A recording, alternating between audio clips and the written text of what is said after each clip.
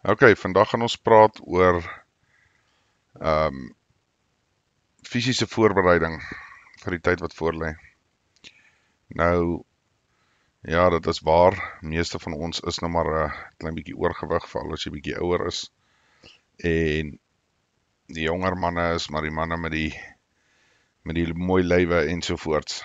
Maar wat belangrik is in die fisiese voorbereiding, of hoe ek dit ten minste sien, is dat jy gaan moet bepaal en kyk. Wat is jou limitasies? Wat kan jy doen? Wat kan jy nie doen nie? Waar kan jy aan werk? Jy hoef nou nie voor te gaan en te lyk soos byvoorbeeld 'n Sylvester Stallone of 'n Arnold byvoorbeeld en soos hulle nou lyk op hulle ouderdom nie. Ek dink nie dis noodwendig gesond nie, maar dit nou daar gelaat. Wat wel belangrik is as jy absoluut niks doen nie. So kom ons sê jy sit agter 'n rekenaar, jy gaan nie na 'n gimnasium toe of so iets nie. En jy kry regtig absoluut geen oefening nie. Dan is dit belangrik, wat ek sal voorstel, is dat jy wel sorg dat jy maar 'n bietjie fisiese werk doen. Of dit nou is om in die tuin te werk, of in die oggend te gaan stap, of in 'n situasie te sit waar jy wel net sorg dat jy basies aan die gang bly, maar ook jou hartklop bietjie laat opgaan ensovoorts. Laat 'n mens nie in daai opeindig waar jy niks, jy weet, basies kan doen nie, en as jy 3 tree moet loop, dan is jy uit asem uit. Die mense wat 'n fisiese werk het, dit help altyd, waar jy baie stap, trappe klim ensovoorts. Dis belangrik dat jy moet maar keuses maak in jou daaglikse lewe,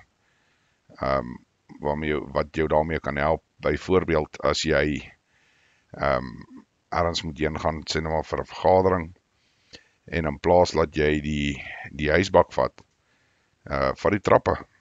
Jy weet, daai stuk wat jy oploop, of dit nou 3 of 7 vloere is, maak nie regtig saak nie, maar dit gaan ook 'n bietjie help met die intensiteit van wat jy moet doen ensovoorts.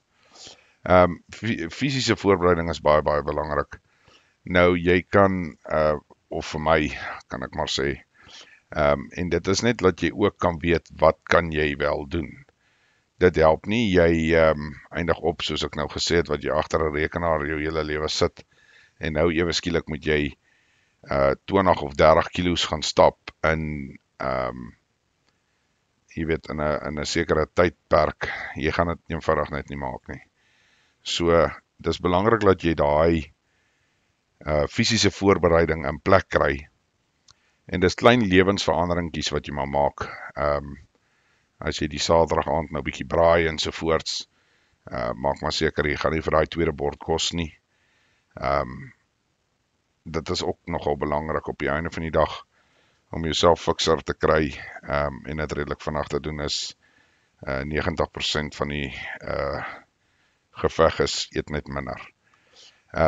Ja, mense wil dit nie herken nie, maar dit is maar die realiteit daarvan. Dan 'n ander fase wat vir my belangrik is met die fisiese voorbereiding, kom neer op om jouself te toets. So met ander woorde, wat ek daarmee bedoel is, gaan byvoorbeeld en sê, okay, kom ons vas vir 3 dae.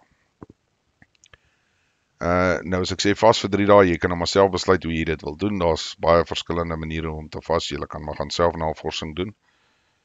Maar wat ons nou nogal doen, ekskuus, dit gaan maar gewoonlik gepaard met 'n geloofsaspek wat ons na kyk, maar is gewoonlik, die gemiddeld is gewoonlik maar so 3 dae. Maar dan eet ons absoluut niks. Jy drink slegs water en koffie, en as jou bloedsuiker dalk nou 'n bietjie laag raak, 'n bietjie koeldrank. Nou, dit is nie noodwendig vir almal nie.